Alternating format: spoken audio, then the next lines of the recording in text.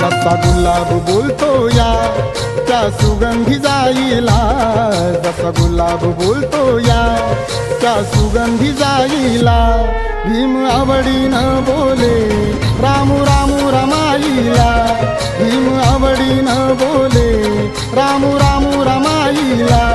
भीम आवडीनं बोले रामू रामू रमाईला, भीम आवडीनं बोले रामू रामू रमाईला।